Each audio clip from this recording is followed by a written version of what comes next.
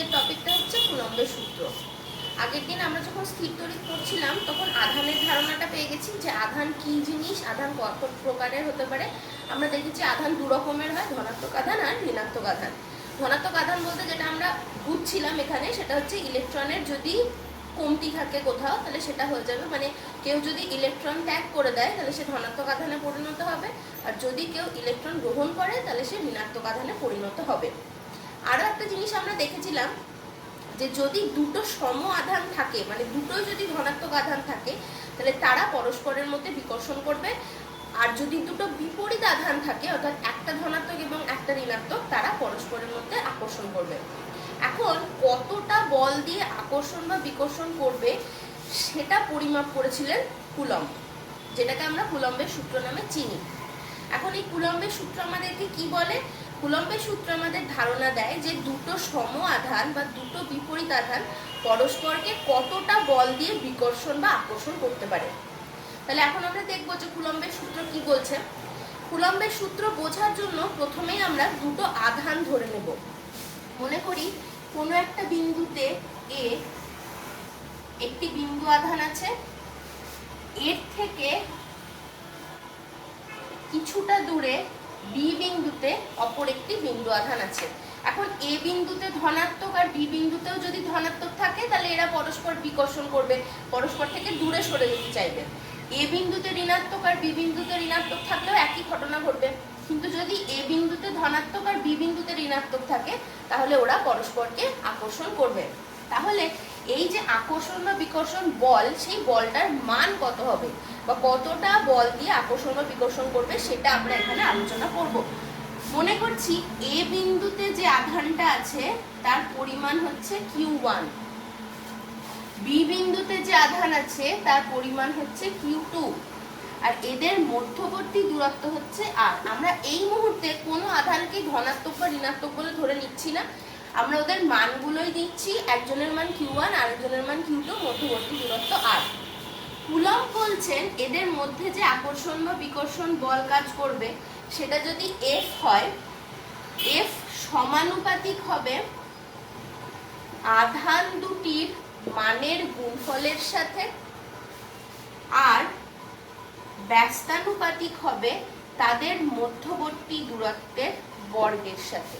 তাহলে আমরা কুলম্বের সূত্রে কি দেখতে পাচ্ছি যে কুলম্বের সূত্রে বলা হচ্ছে দুটি বিন্দু আধানের মধ্যে যতটা আকর্ষণ বা বিকর্ষণ বল কাজ করবে তার মান F ওই আধান দ্বয়ের মানের গুণফলের সাথে সমানুপাতিক এবং তাদের মধ্যবর্তী দূরত্বের বর্গের সাথে ব্যস্তানুপাতিক। এই দুটো সম্পর্ক কুলম্বের সূত্র থেকে আমরা পাই। কুলম্বের সূত্র আরো কিছু কথা বলে, এই সূত্রটা কোন কোন ক্ষেত্রে প্রয়োগ করা যাবে বা প্রযোজ্য হবে। কুলম্ব বলছেন যে এই সূত্রটা 10⁻⁻15 মিটারের থেকে বেশি দূরত্বের ক্ষেত্রে প্রযোজ্য। আমরা কি জানি? পরমাণুর ব্যাসার্ধ আমরা জানি 10⁻⁻15 মিটার হয়, তো তার অভ্যন্তরে থাকা আধানগুলির ক্ষেত্রে কুলম্বীয় আকর্ষণ বল থাকবে না।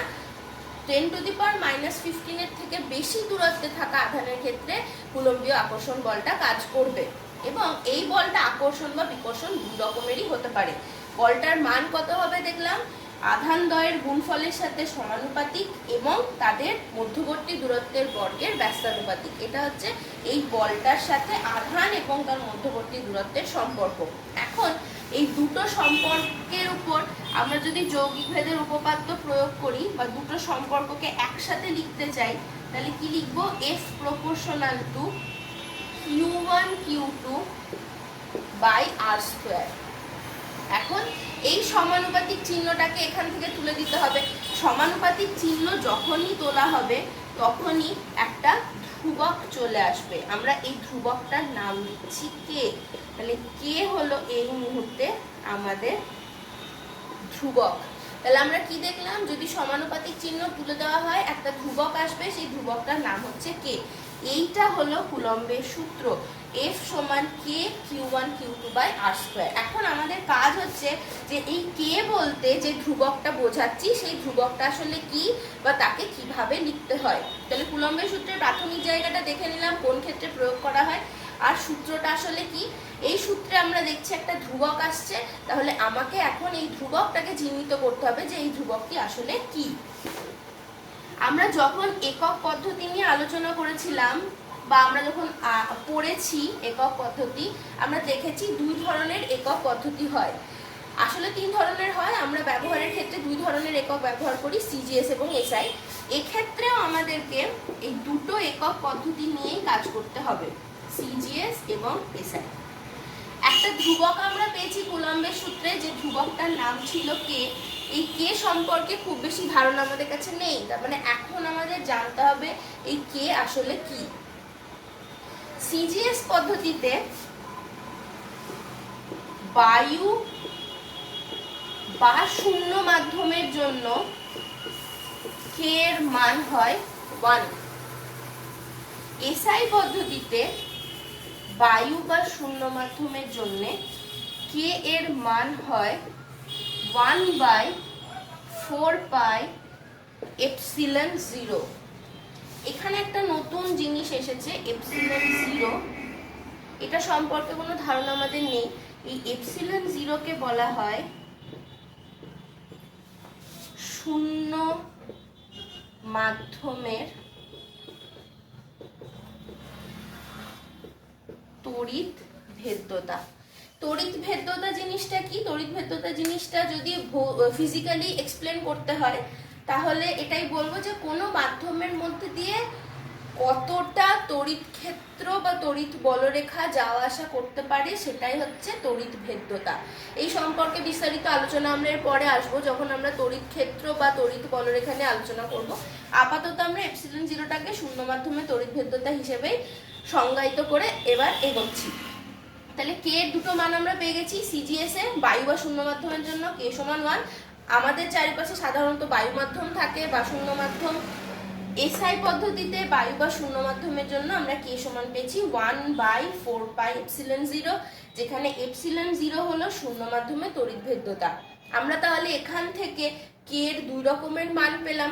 এই দুই রকম মানকে কাজে লাগিয়ে কুলম্বের সূত্রেরও দুটি রূপ আমরা লিখতে পারি।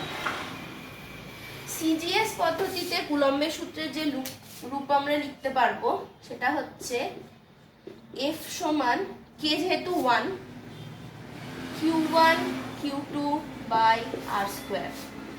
এক্ষেত্রে এফ সমান 1/4 pi epsilon 0 Q1 Q2 by R square. এটা হলো কুলম্বের সূত্রের দুটি রূপ। কুলম্বের সূত্রে আমরা যে আকর্ষণ বলটাকে নিয়ে কাজ করেছি, যেটা দুটো আধানের মধ্যে কাজ করছে, এটাকে সাধারণত আমরা স্থিরতারিতিক আকর্ষণ বল বলে উল্লেখ করি। তাহলে এফ সমান কি দেখতে পাচ্ছি, Q1 Q2 by R square. আর এসআই পদ্ধতিতে 1/4 pi epsilon 0 Q1 Q2 by R square.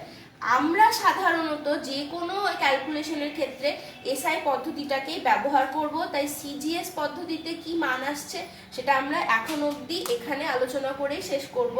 এরপরে যত আলোচনা হবে সেখানে কিন্তু এসআই পদ্ধতিটাই আমরা ব্যবহার করব। তাহলে আমাদের কাছে কুলম্বের সূত্রের কি রূপ আছে, এফ সমান 1/4 pi epsilon 0 Q1 Q2 by R square. এখন প্রশ্ন হচ্ছে সবসময় কি শূন্য মাধ্যম বা বায়ু মাধ্যমের জন্যই সমীকরণটা লিখতে হবে? তার কোনো ঠিক নেই, যে কোনো মাধ্যমের জন্য সমীকরণটা লিখতে হতে পারে। যে কোনো মাধ্যমের ক্ষেত্রে আমরা এপসিলন 0টাকে এপসিলন দিয়ে উল্লেখ করব। এই এপসিলন হয়ে যাবে ওই সংশ্লিষ্ট মাধ্যমের তড়িৎ ভেদ্যতা। তাহলে আমরা দেখছি শূন্য মাধ্যমের জন্য তড়িৎ ভেদ্যতা এপসিলন 0, অন্য যে কোনো মাধ্যমের জন্য তড়িৎ ভেদ্যতাকে আমরা এপসিলন লিখব। এবার কথা হচ্ছে যদি এপসিলন লিখি তাহলে যে কোনো মাধ্যমের ক্ষেত্রে কুলম্বের সূত্রের কি রূপ হবে, এই এপসিলন 0-র জায়গায় আমরা এপসিলন লিখব। এফ সমান দাঁড়াবে 1/4 pi epsilon Q1 Q2 by R square. তাহলে আমরা কুলম্বের সূত্রের সাধারণ রূপটা পেয়ে গেছি। এইবার প্রশ্ন হচ্ছে এই যে ধ্রুবকটা আমরা সংজ্ঞায়িত করলাম কে, তার মধ্যে আরো একটা নতুন জিনিস পেয়েছি এপসিলন, যেটাকে আমরা মাধ্যমের তড়িৎ ভেদ্যতা বলছি। সেই মাধ্যমের তড়িৎ ভেদ্যতার একক এবং মাত্রা আছে কি নেই, যদি থেকে থাকে তাহলে কি, সেইটা আমাদেরকে এখানে ক্যালকুলেট করতে হবে।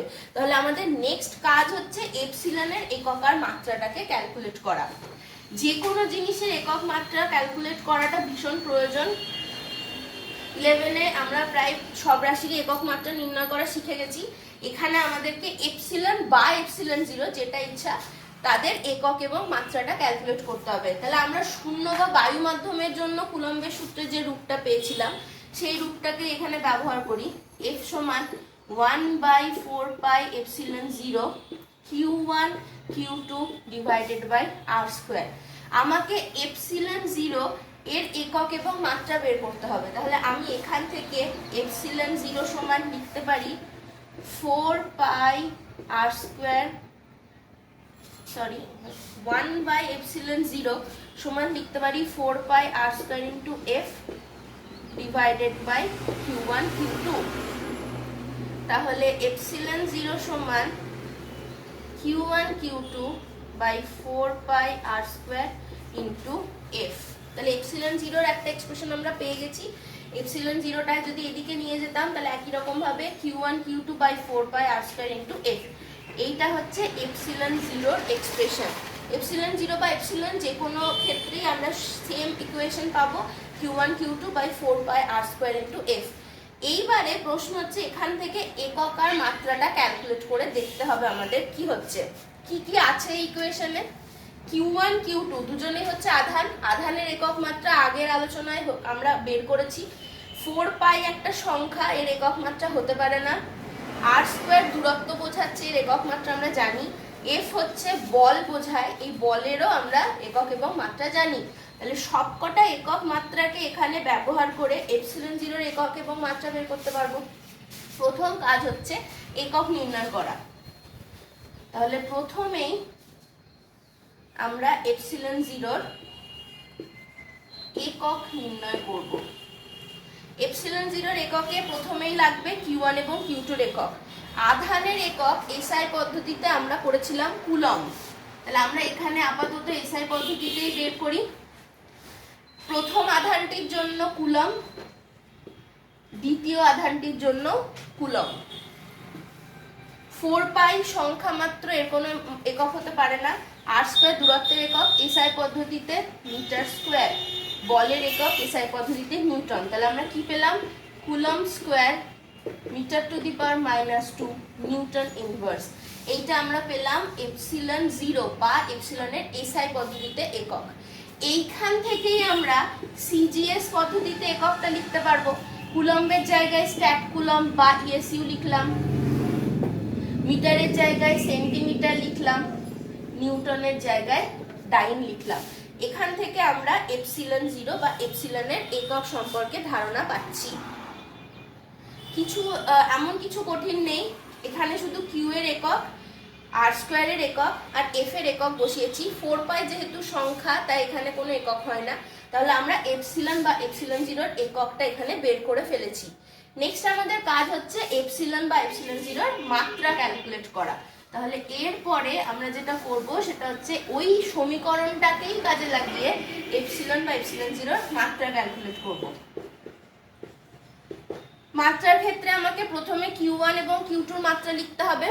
আধানের মাত্রা আমরা আগের দিন দেখেছি I ইন্টু টি, তাহলে এখানে আমরা লিখবো I² ইন্টু T², যেহেতু দুটি আধান আছে। সংখ্যার কোনো মাত্রা হয় না, r² এর মাত্রা হচ্ছে L², বল হচ্ছে mL T⁻²। তাহলে আমরা কি লিখতে পারি? I² L⁻², L⁻³ m inverse T⁴।